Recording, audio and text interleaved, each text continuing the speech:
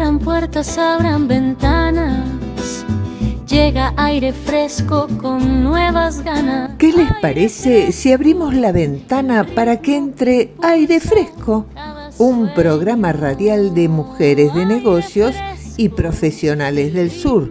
En la conducción, Estela Fandiño y quien les habla, Silvia Cordero. Manejando los hilos de la radio, el inigualable Tano Trifoglio. Esperamos tus mensajes de WhatsApp al 54 911 62 10 24 18. Te esperamos y te damos la bienvenida. Temas para aire fresco. Red 764, el enigmático y satánico número que apareció en amenazas a 2 universidades en nuestro país. ¿Cuánto influyen los pensamientos en nuestra salud? Con Carlos Dentone. La profesora de historia Patricia Tatavito y la historia de Cecilia Grierson. Violencia hacia la mujer con la doctora Alicia Taliercio. Día Mundial del SIDA con la licenciada María Cristina Sáenz. El ritmo que impulsa cada sueño. Aire fresco, el ritmo que impulsa cada sueño. Sin duda te has dado cuenta de nuestra nueva cortina musical. ¿Te gustó? Casi que me encantó, como si la hubiéramos elegido nosotras para nosotras. Está muy buena. Comencemos luego de unos auspicios. Auspician este programa Talleres de Escritura Narrativa Lidia Risotto. WhatsApp 11 6863 4263. Sociedad de Fomento Turdera Sud, siempre acompañándote. Un proyecto social, cultural, educativo y de formación en oficios. Nuestra sede, 1 de marzo 1360, a metros de Avenida Frías, Ciudad de La Baliol. Contactate al WhatsApp 11 5487 7661. Búscanos en las redes sociales. Aire fresco, el ritmo que impulsa cada sueño. Aire fresco, el ritmo que impulsa cada sueño. Y ahora, un encuentro más con la doctora Alicia Taliercio.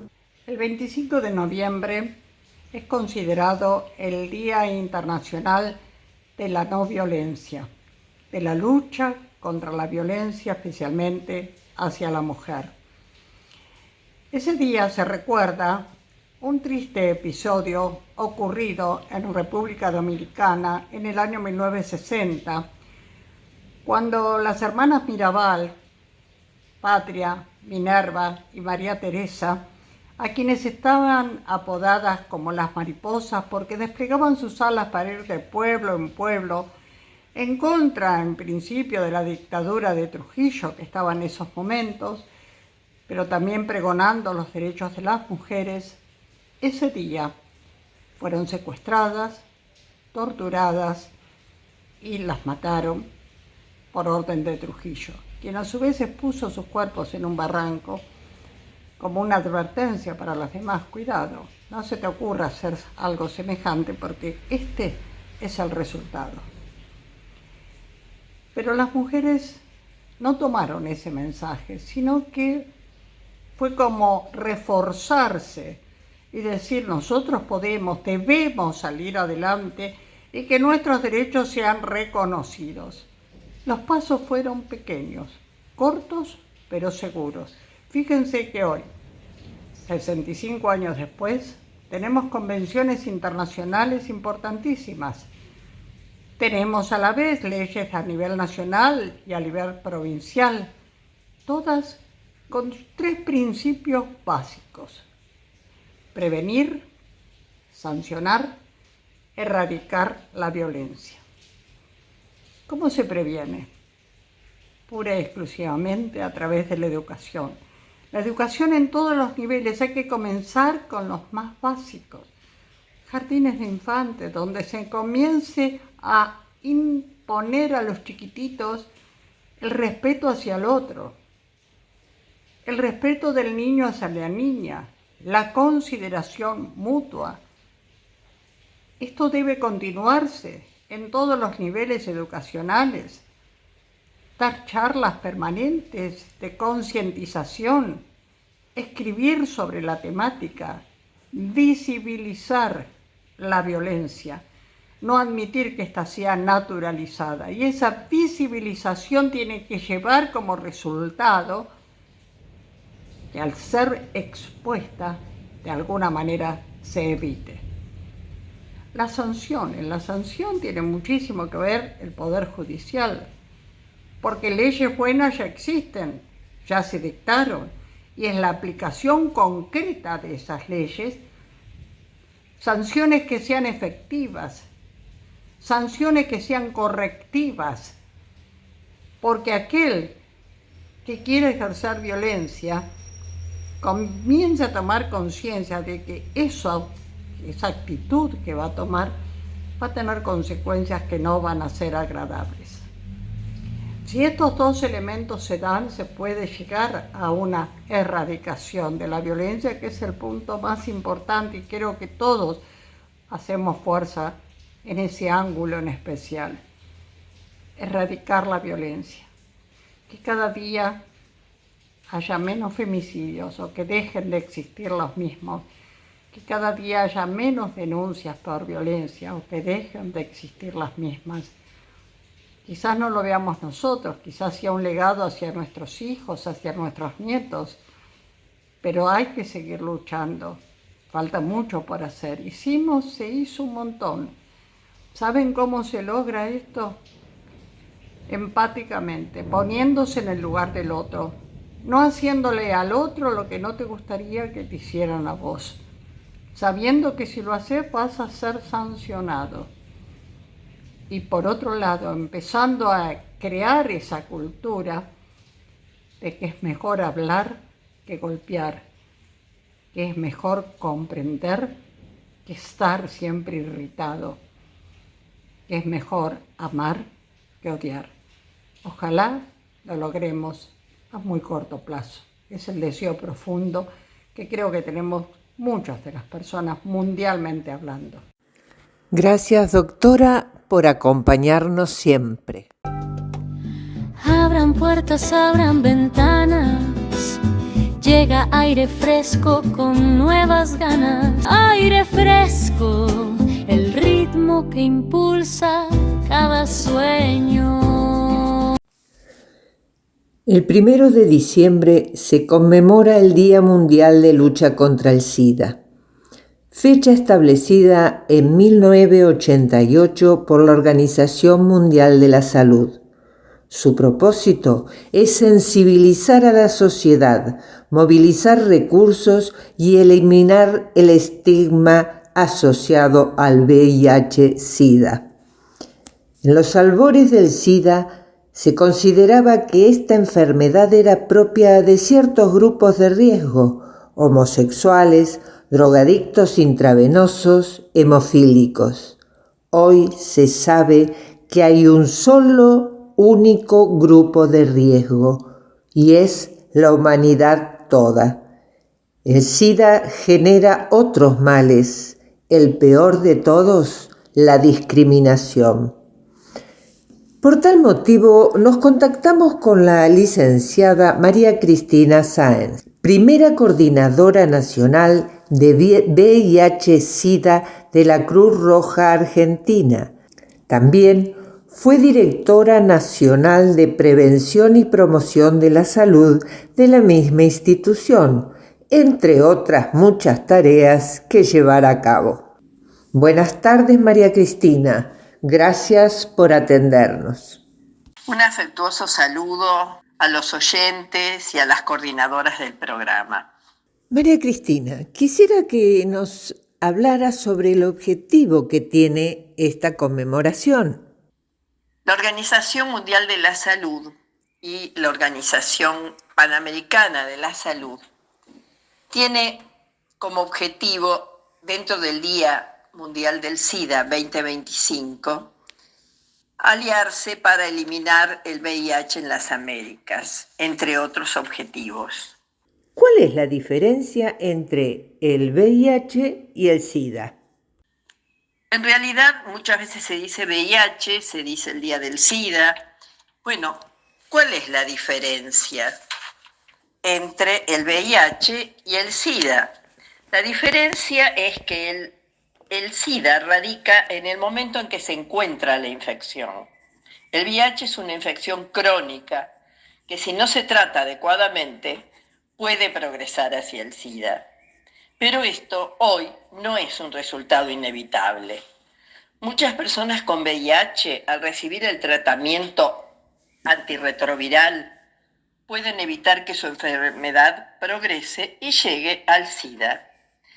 Gran diferencia cuando empezamos a trabajar en el año 1988-1989, donde no había cómo combatir esta enfermedad. Con un tratamiento adecuado, las personas con VIH pueden vivir una vida adecuada, saludable, dentro de lo esperable, teniendo que realizar siempre sus controles. Y si es así, con la medicación adecuada y con un control adecuado, la infección no avanzará hacia el SIDA. En la actualidad, ¿es más fácil llegar a un diagnóstico? Hoy también es mucho más ágil saber llegar al diagnóstico del VIH. Se puede diagnosticar a través de pruebas de sangre que detectan la presencia del virus en el cuerpo.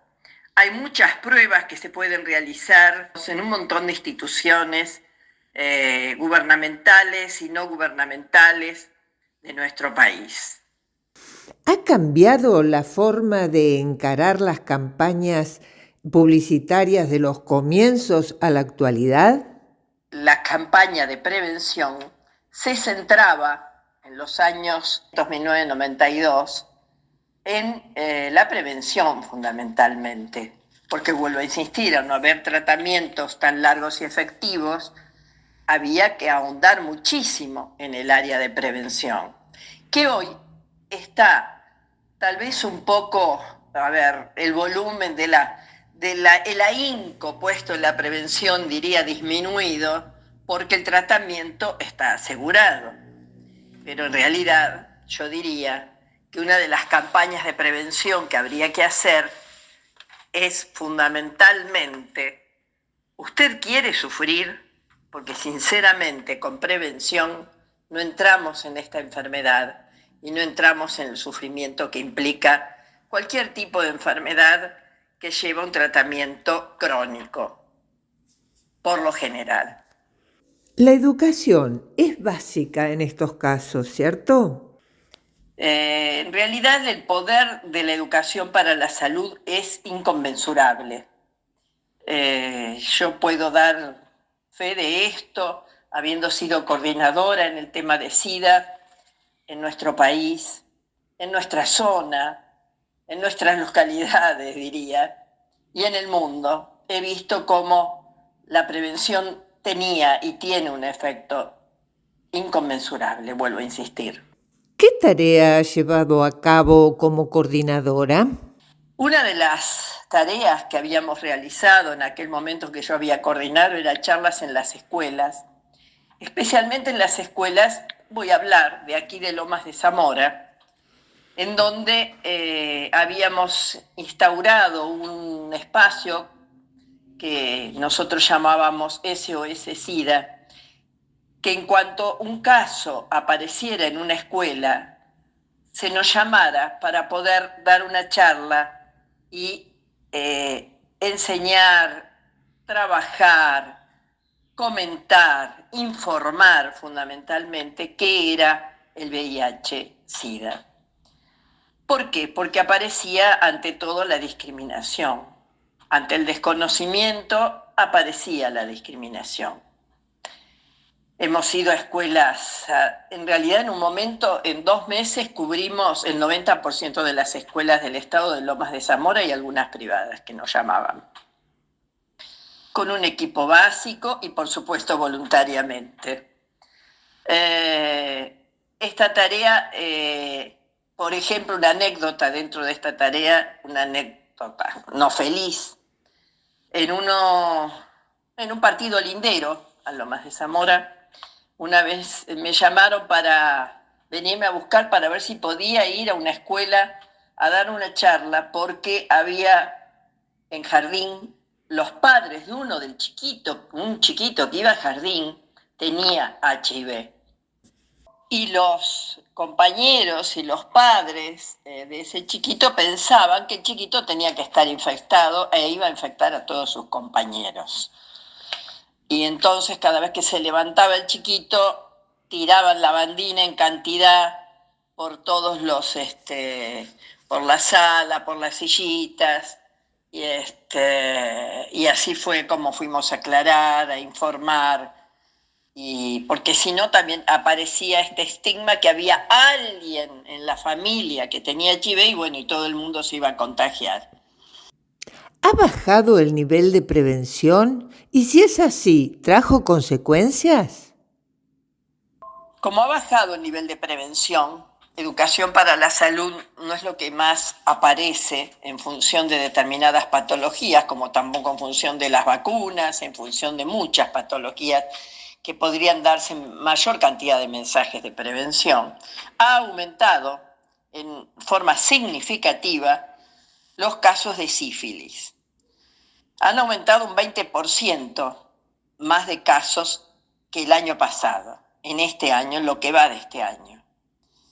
En realidad, si prevenimos el HIV-Sida, si prevenimos la sífilis, el método es el mismo, es la protección en las relaciones sexuales, es la protección en el intercambio de fluidos personales.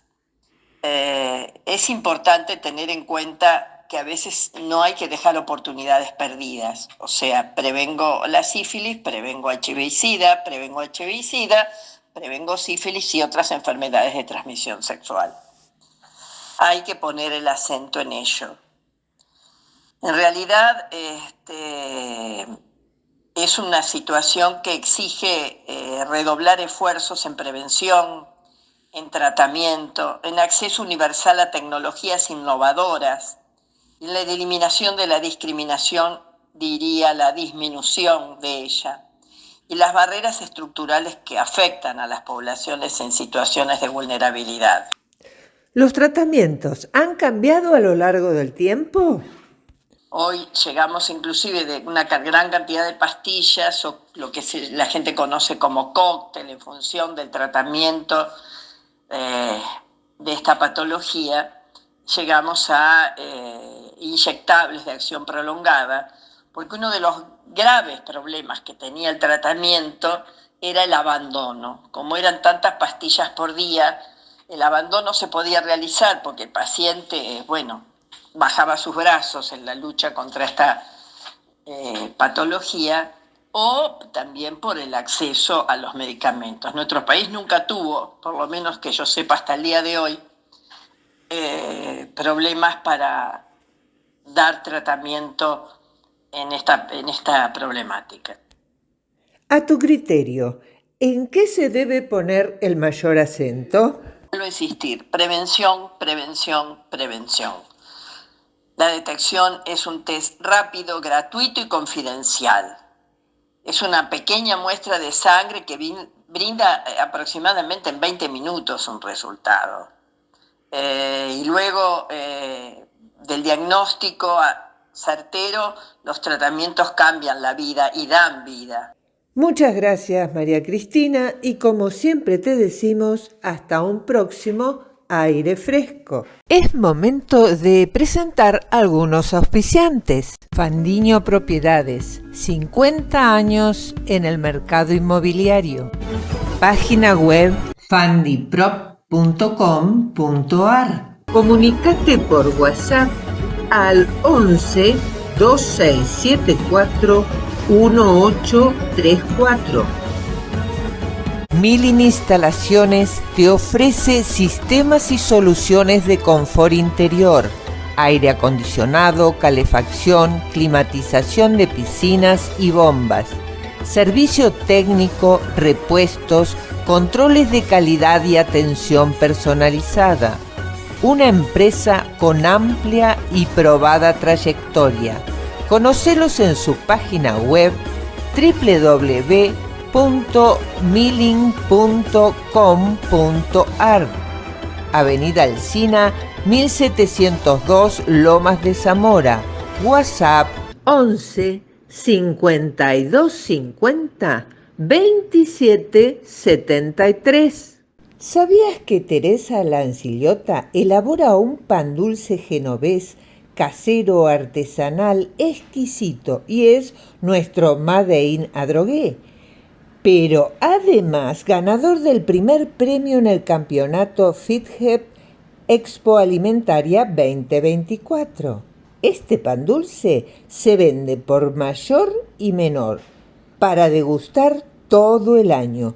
Te dejo su teléfono 11 40 38 55 51. Seguila en su Instagram @lancillotateresa. Aire fresco, el ritmo que impulsa cada sueño. Aire fresco, el ritmo que impulsa cada sueño.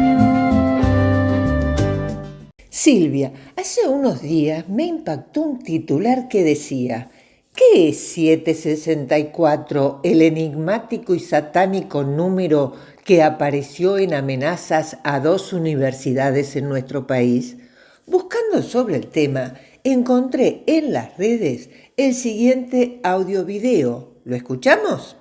El FBI está advirtiendo sobre una amenaza digital donde depredadores están contactando a menores de edad en redes sociales y sitios de videojuegos.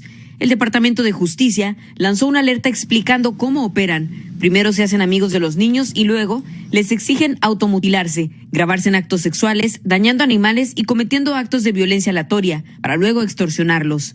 Es una red llamada 764, número que viene de una parte del código postal de Texas, donde comenzó esta amenaza. Al hijo de Amanda, de 13 años, un ex convicto acusado de pedofilia que se hacía pasar por un amigo de su edad, lo presionaba para cometer actos sexuales. Cuando Amanda se dio cuenta, lo denunció y lo arrestaron, pero el episodio generó heridas imborrables en su hijo. El contacto fue a través de la plataforma Discord, utilizada para chatear en videojuegos, misma que ahora colabora con el FBI, según nos confirmó.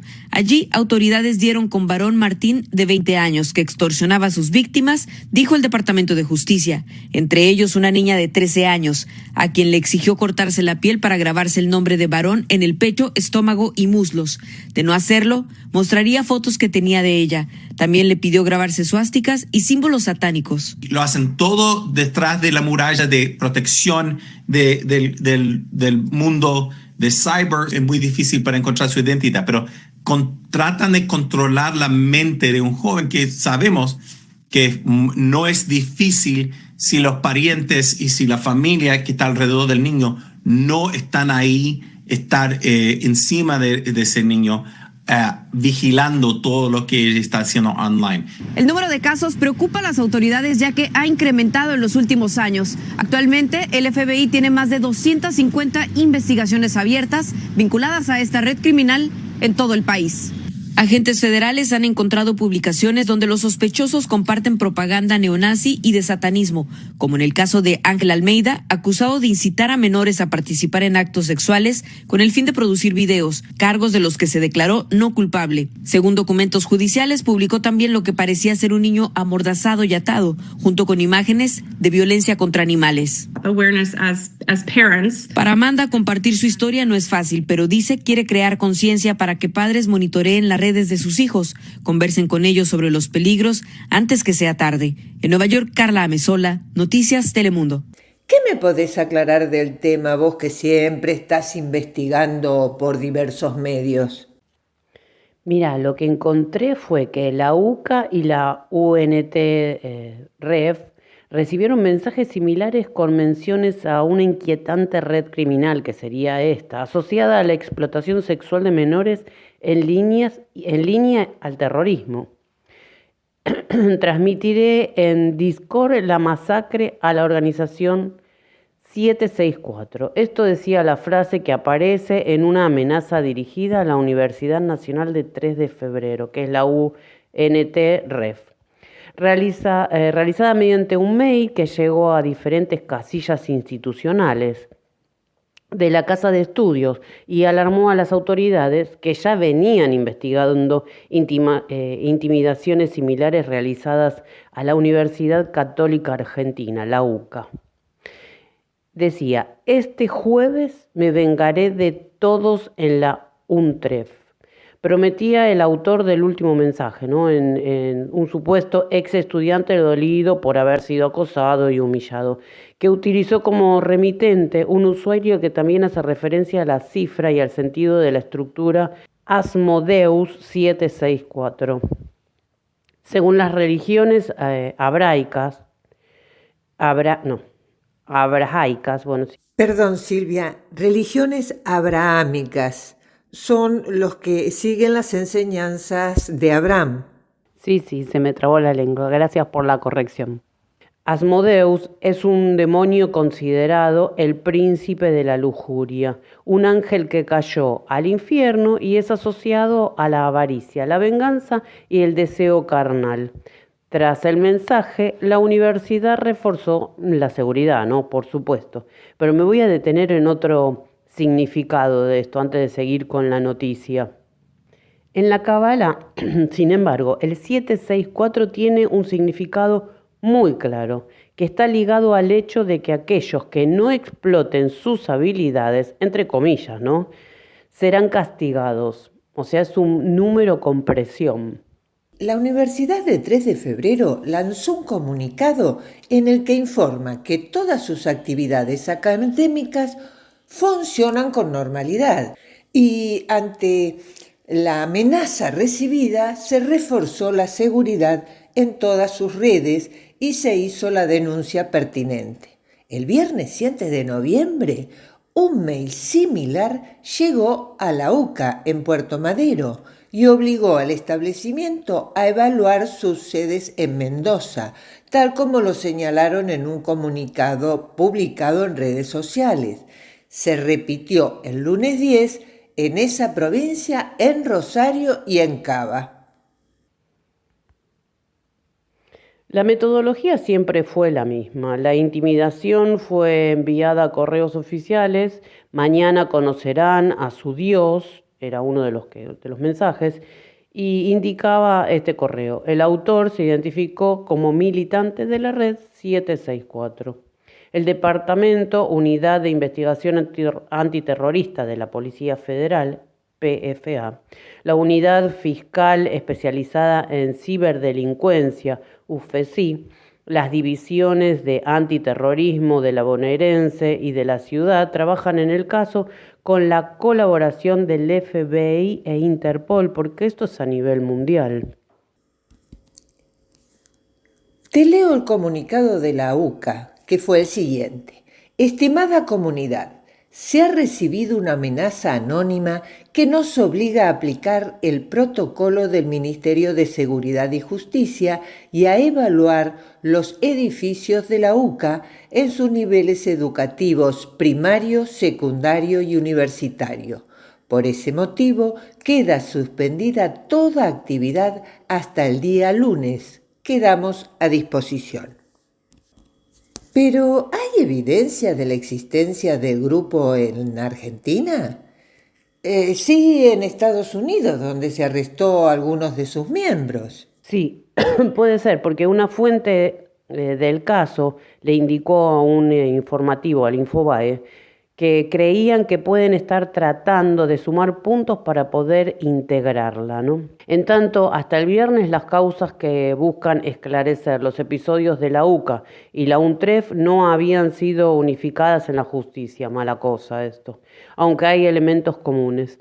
El mensaje enviado a la UNTREF lleva imágenes adjuntas. En una de ellas se puede ver a una escopeta sobre sábanas grises, otra foto muestra a un hombre con una pistola en su mano, una campera con el símbolo nazi. Sostienen al mismo tiempo el libro El Corán del Diablo, un texto que contiene instrucciones de ritos satánicos y rezos al diablo. Aclárame, ¿qué es la Red 764? Públicamente lo que se dice es que recientemente el FBI expresó en forma pública su preocupación en torno a grupos integrados por depredadores cibernéticos. En realidad se trata de personas violentas que se hacen amigos de adolescentes y niños a través de plataformas en línea populares como Discord, Roblox, Telegram y 8chan. Luego los coaccionan para que intensifiquen su comportamiento sexual y violento, empujando a las víctimas a crear pornografía explícita, dañar a las mascotas familiares, cortarse con objetos afilados o incluso suicidarse, según reflejó la ABC News. De acuerdo a las autoridades, algunos de los depredadores incluso organizan reuniones virtuales para que otros vean cómo atormentan a las víctimas en directo. Vemos muchas cosas malas, pero esta es una de las cosas más inquietantes que estamos viendo. Esto dijo el subdirector del FBI, David Scott, jefe de la División de Contraterrorismo del FBI, que dirige muchas de las investigaciones del gobierno estadounidense relacionadas con este caso, del 764. En mayo pasado estaban en curso más de 250 investigaciones.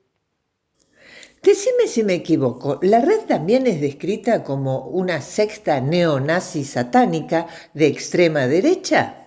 Sí, hay que tener un poquito de cuidado, porque hoy todo lo que no le interesa a alguien es de extrema derecha, ¿no? Sí sé que es una secta satánica. Hasta ahora es lo que se sabe y aparte terrorífica, obviamente, ¿no? Glorifican ataques con víctimas masivas como el tiroteo en la escuela secundaria Columbian en 1999 o introducen a las víctimas a otras ideologías extremas como el neonazismo o el satanismo. Lo del satanismo está totalmente comprobado. Buscan insensibilizar a los jóvenes ante la violencia y socavar las normas sociales al respecto. Normalizan la posesión, producción y difusión de material de abuso sexual infantil explícito y material violento para corromper y preparar a sus víctimas para futuros actos de violencia, ganar notoriedad entre otros miembros de la red y sembrar el terror con el fin de acelerar el caos bajo la ideología de 764, buscando la desestabilización social. Esto advirtió el Departamento de Justicia de los Estados Unidos. Y voy a hacer otra pausa acá. Esto es algo más de lo que viene fomentando ciertas ramas de estos gobiernos globales, que no son gobiernos, son élites globales, para desestabilizar la normalidad, familias, religiones, y etcétera, etcétera. Te das cuenta que está todo vinculado, ¿no? La advertencia llegó tras la acusación contra Byron Kane Martin, conocido en línea como Convict, uno de los líderes más notorios. Los presuntos crímenes de este nombre de este hombre son de una depravación inimaginable y reflejan el terrible peligro que representa el 764. De ser declarado culpable enfrentará graves consecuencias mientras trabajamos para desmantelar esta red maligna. Esto declaraba la fiscal general Pamela Bondi. Instó a los padres a mantenerse alerta ante las amenazas que enfrentan sus hijos en línea, agregó. Su presunto fundador, porque nunca se va a saber en realidad quién fue, Bradley Cadenhead, cumple una condena de 80 años de prisión en Texas, luego de declararse culpable de varios cargos relacionados con pornografía infantil en el 2023. Creen que bautizó la comunidad que lanzó en Discord con este número porque en ese momento vivía en Stephenville, que pertenece a Texas, donde el código postal comienza con los números 764, pero es un número que cuando le buscas el significado es muy macabro. Si bien está también relacionado con Los Ángeles, tiene mucha significación oscura. No sé si llegó o no a nuestro país, pero cuando veas las barbas de tu vecino rasurar, pon las tuyas a remojar. ¿Qué te parece si consultamos para saber, por ejemplo, de vacíos legales en nuestra jurisprudencia o herramientas que podamos usar los padres para que nuestros hijos no caigan en la captación de estos grupos? Sí, me encantaría que tuviéramos la palabra de gente con criterio científico, criterio legal. Sí, estaría bueno, porque nosotros lo que podemos hacer es una investigación o pasar la noticia, pero deberíamos saber la legalidad, la psicología y la asociación a este globalismo. Perfecto, las convocamos para un próximo aire fresco. Abran puertas, abran ventanas, llega aire fresco con nuevas ganas. Aire fresco, el ritmo que impulsa cada sueño. Aire fresco, el ritmo que impulsa cada sueño. Es momento de presentar algunos auspiciantes. Telas plásticas Miliavaca. Amplia gama de artículos para viveros, loneras, librerías, bazar y ferretería. Impresiones de gran formato e insumos para cartelería. Consulta su página web miliavaca.com. Envíos a todo el país. Estudio Contable Estela Capese y Asociados. Somos un estudio contable integral donde brindamos asesoramiento no solo impositivo, sino también integral para tu empresa o emprendimiento. Nuestras oficinas se encuentran en Banfield, Carlos Croce 928, primer piso, oficina 1, y en Capital Federal, Avenida Belgrano 687, piso octavo, oficina 33. Teléfonos 3750 1070 y por WhatsApp Business 11 3862 7828. Doctora Irma Inés López, abogada, civil, familia y sucesiones. Teléfono 11 49 49 39 43. Aire fresco, el ritmo que impulsa cada sueño. Aire fresco, el ritmo que impulsa cada sueño. Con nosotros Carlos Dentone y una de sus reflexiones. Buenas tardes, oyentes y equipo de Aire Fresco. No hace mucho tiempo empecé a ver muchos videos y notas sobre neurociencia. Calculo yo que existió siempre, pero hoy tenemos más llegada por el tema de internet, ¿no es cierto? Y una amiga, profesora de yoga, un día me pasó un video de un doctor que hablaba en general de la salud. Y realmente todas las cuestiones que tienen que ver nuestro cerebro, y cuando digo nuestro cerebro digo también nuestros pensamientos acerca de la salud. ¿Cuánto influyen nuestros pensamientos en nuestra salud? A veces el estrés mismo hace que tengamos problemas. Bueno, ya son temas como conocidos, ¿no? Pero esta vez me quedó un poco más, digamos, ¿no? Y también ligaba dos cosas más este doctor. Ligaba a la fe en pos de la sanación o de la curación, pero también ligaba a la amistad. O sea, como valores que nos ayudan a estar mejor de salud o a curar o a sanar en algunos problemas de salud. Claro, uno recurre generalmente a la ciencia y creo que es lo lógico, pero también este doctor lo ligaba mucho a la fe, porque en el fondo él es creyente y de repente se apoyaba mucho en la fe, en la ciencia, pero en la fe también. Y por otro lado destacaba los vínculos de amistad, la fortaleza que tiene una amistad, un amigo en nuestras vidas, y lo que somos nosotros también para nuestros amigos. Y voy a contar algo ligado a todo esto, voy a contar algo que me pasó en estos días, algo personal, digamos, que tiene que ver un poco con todo, pero más que nada no hablar de mí, sino de algunas circunstancias que estuve viviendo, y el hecho de compartirla no es por hablar de mí, es para cosas que se pueden hacer y a veces no tenemos pensado. La anécdota es un poco que yo tengo un hijo que vive en el exterior y bueno, cada tanto viene de visita. Ahora hacía unos años que no venía y ahora en los primeros días de noviembre viene de visita a casa, digamos, y se queda unos poquitos días.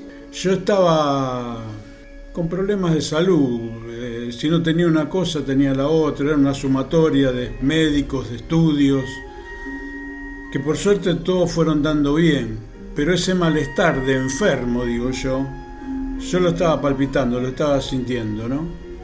Y eso me hacía que yo no podía hacer muchas cosas. Por ejemplo, en mi casa, yo ya estoy jubilado, hace años que estoy jubilado, pero no sé, acostumbrado a veces a cortar el pasto. En su momento no me animaba a cortar el pasto por dolores que sentía, por fatigas, por la hernia de disco, bueno, en fin. Y escuchando estos videos y a este doctor, un día me propuse, obviamente con el apoyo de, vamos a decir, de una amiga, en este caso mi esposa, que también hace las veces de amiga, tenía el apoyo de ella y de alguna manera ella estaba involucrado también en la visita de nuestro hijo, ¿no? Entonces es como que me dio la sensación de que yo tenía que hacer algo en mi casa para tenerla un poquito más linda, porque las casas se van deteriorando, es como las personas, ¿no? Y a veces los presupuestos no daban, y a veces lo que uno podía hacer, como puede ser, no sé, pintar una habitación, no lo hacía por esto de la salud, por este miedo a la enfermedad. Y bueno, me animé a comprar una latita de pintura, a comprar enduido, a comprar lija.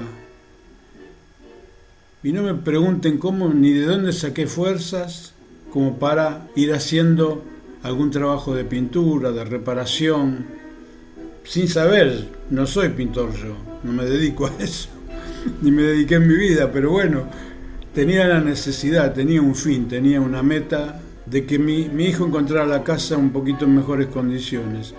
Y no solamente eso, sino empezamos con mi señora a acomodar cosas, a hacer paquetes, en definitiva, para donar en algún momento, paquetes con cosas que ya nosotros no estamos usando o cosas que sí usamos, pero bueno, nos venía bien espiritualmente hacer una donación. Y ustedes créanme que trabajamos en la casa, apenas nos alcanzaba tiempo para hacernos algo de comer y seguir. Hicimos un montón de cosas. Limpieza, acomodar, cambiar muebles del lugar. Y ustedes me quieren creer que no sentí dolores, o que si bien sentía dolores, sentía algún cansancio, sabía que cuando me iba a acostar me iba a dormir, que dormí creo que mejor que nunca, y sabía que al otro día tenía el proyecto, el sueño de seguir, bueno, ahora ataquemos esto, ataquemos lo otro, limpiemos los vidrios de las ventanas.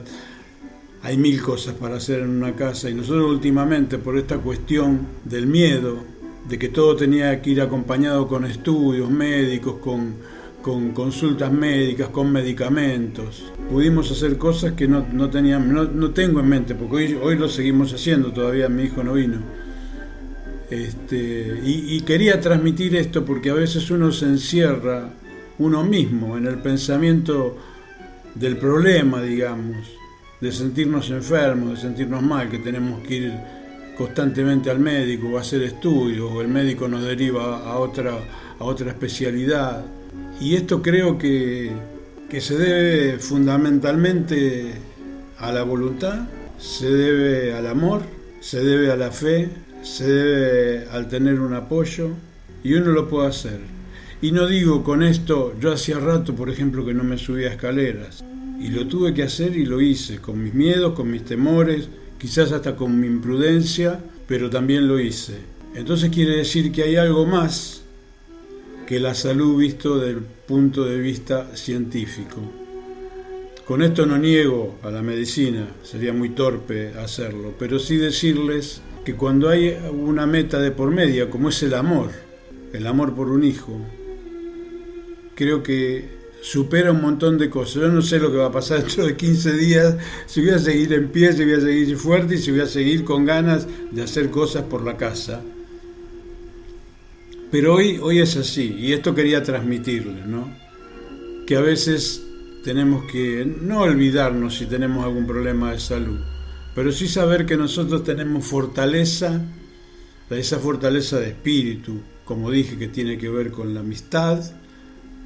Vamos a ponerle la amistad, es mi esposa, pero en el fondo somos amigos, que es una palabra muy linda. El otro día decíamos con qué nos quedamos, si con la amistad o con la pareja, con la fe y por sobre todo con el amor. Bueno, ahora me voy a esperar la llegada de mi hijo, que sea con bendición, con protección, con fe, con amor, para vivir algunos días con él, contándonos cómo está viviendo, aunque estemos enterados porque hablamos por teléfono, pero bueno, cómo está viviendo en vivo y en directo, y darnos ese abrazo que hace rato no nos damos. Entonces será hasta el próximo jueves, aquí en Aire Fresco. Carlos Dentone. Gracias, Carlos, qué buen tema trajiste para ir terminando el año, ¿no? Y para ver esas cosas que deberíamos cambiar o deberíamos potenciar para el año próximo. Yo voy a hablar de mi experiencia propia. Hace rato cambié la medicina, pero no es que me fui al otro extremo, sigo creyendo en la medicina, pero sí en la medicina germánica, que habla mucho de las emociones relacionadas con la salud. No es más que neurociencia. La medicina germánica te habla de la salud o del problema desde la emoción y busca relacionar qué es lo que te provocó ese problemita de salud. Y vos, Carlos, nos trajiste algo que a vos te emociona, esa cosa de la espera de tu hijo, que trae amor, que trae ganas de verlo, que trae todas cosas positivas, y es lo que hace que te sientas bien y sanes. Esas dolencias que tenemos que no sabemos bien de dónde vienen, o esas cosas, esos achaques que tenemos sin tener un problema de salud grave, ¿no? Obviamente hablamos de cosas pasajeras. Por lo general, son del estrés, son de la depresión, vienen todas de cosas negativas. Buscar cosas positivas como esta emoción, buscar cosas positivas como el encuentro con amigos, paseos, aire libre, buena comida, todo eso es neurociencia, es la ciencia aplicada a lo natural, a lo que debería ser y a lo que fuimos perdiendo con el tiempo. Porque yo me acuerdo que mi mamá siempre comentaba que el médico de ella, lo primero que le preguntaba, ¿cómo estás? ¿Qué hiciste esta semana? Y la trataba psicológicamente antes de ir a que le dijera qué problema tenía. Y mi mamá ya empezaba a sanar, porque en realidad había ido a un neurocientífico, a una persona que le trataba la dolencia desde la emoción.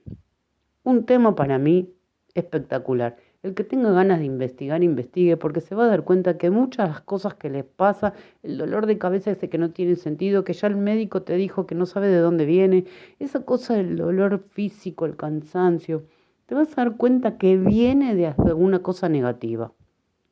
Pero ojo, que demasiadas emociones buenas también estresan el cuerpo. Y el cuerpo no reconoce cuando estás nervioso de si es algo bueno o algo malo.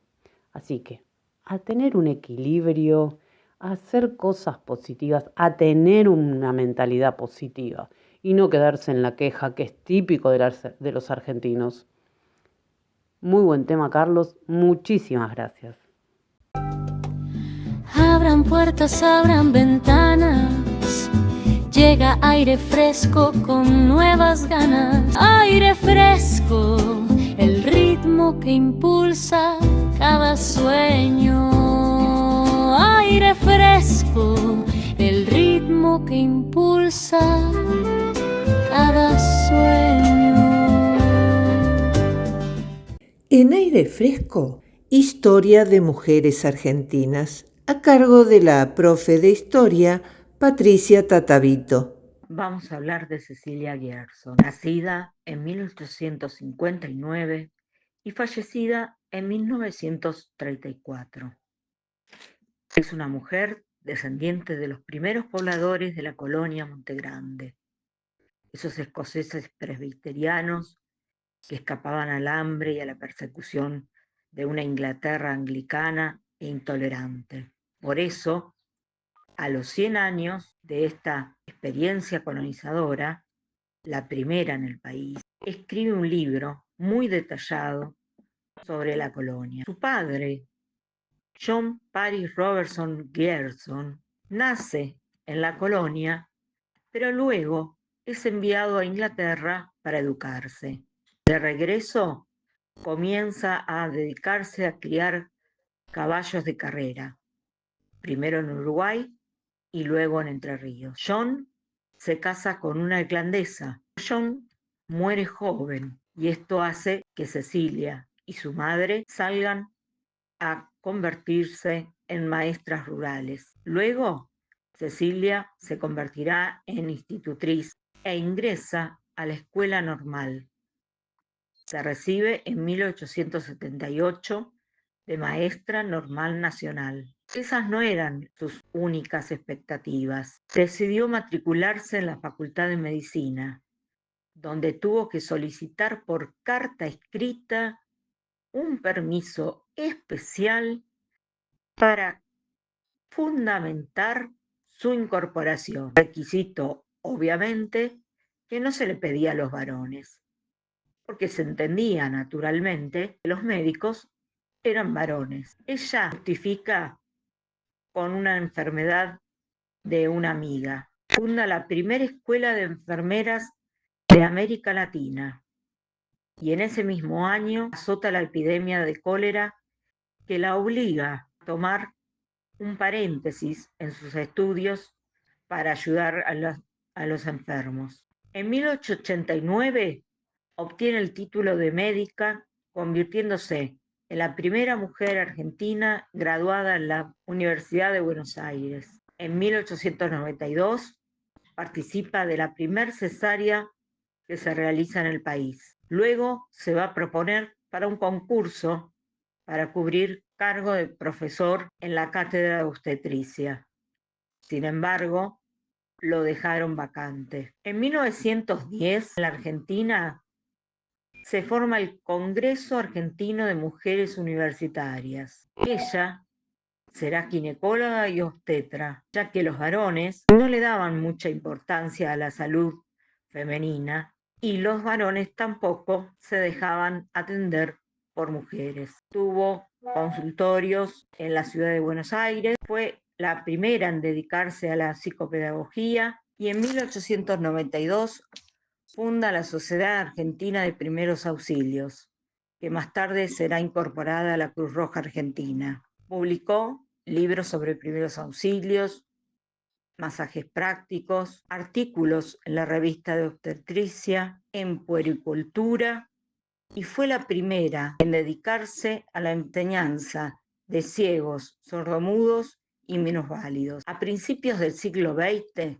en Buenos Aires, se inicia una eclosión de movimiento feminista en defensa de los derechos de la mujer. Entre ellas está Cecilia Gerson, Julieta Lanteri, primera médica italiana residida en el país, Sara Justo, la primera odontóloga argentina, Elvira y Ernestina López, egresadas de la Facultad de Filosofía y Letras, Elvira Rawson de Del Piane, segunda médica argentina, Alicia Moro de Justo, también médica, que conformarán el Comité pro sufragio femenino. Luego va a viajar a Europa para el Congreso Mundial Femenino, realizado en Londres en 1899. Y de regreso forma el Consejo Nacional de Mujeres. Se forma el primer Congreso Femenino Internacional reunido en nuestro país por la Asociación de Universitarias Argentinas. En él se analizaron temas referidos a la mujer, como su educación, la legislación en referencia a ella, el abandono de hijos, el sufragio femenino en Argentina, América y el mundo. En 1926 presentó un trabajo para ayudar a reformar el Código Civil, haciendo que las mujeres tengan la posibilidad de disponer de sus propias ganancias y formar parte de sociedades civiles y mercantiles. Hasta ese momento las mujeres eran consideradas niños o casi incapaces para las leyes argentinas. Cecilia Gerson nunca tuvo una cátedra en la Facultad de Medicina.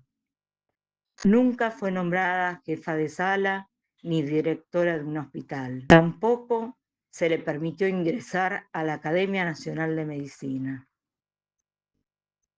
En su vejez, enferma, se traslada a Córdoba y deja su casa en donación para una escuela y una casa de descanso para artistas de la Academia Nacional de Bellas Artes. Actualmente, en la localidad de Luis Guillón, encontramos una calle con su nombre. También en el distrito hay una escuela primaria que lleva su nombre. En Guernica, Presidente Perón se bautizó con su nombre al hospital público. Claro, también están las calles de Puerto Madero. En 1967, el Correo Central decidió imprimir un sello postal en su honor. Y cuando se formó la Sala de Mujeres Argentinas en la Casa Rosada, tuvo su lugar allí. Finalmente, en el 2023, se decidió colocar su esfinge en los billetes de 2 pesos argentinos, junto con el doctor Carrillo, un gran médico higienista que hace frente a la epidemia de poliomielitis y que se convierte en el primer ministro de Salud de la Nación. Espero les haya gustado esta historia.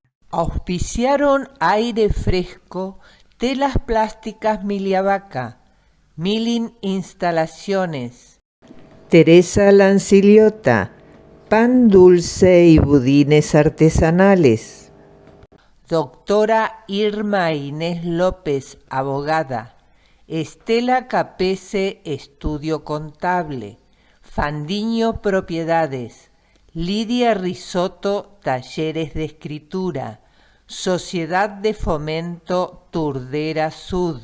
Por hoy se terminó Aire Fresco, pero volveremos la próxima semana. Llegamos hasta el fin del programa. Nos estamos escuchando en el próximo jueves o nos estamos viendo en cualquier momento por YouTube. Que tengas una excelente semana.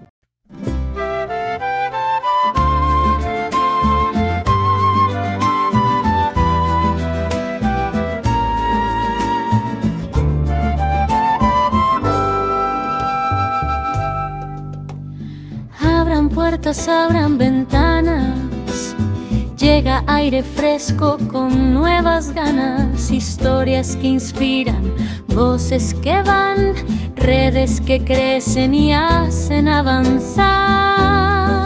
Brilla el sur, contagiando esperanza. Aire fresco, el ritmo que impulsa cada sueño.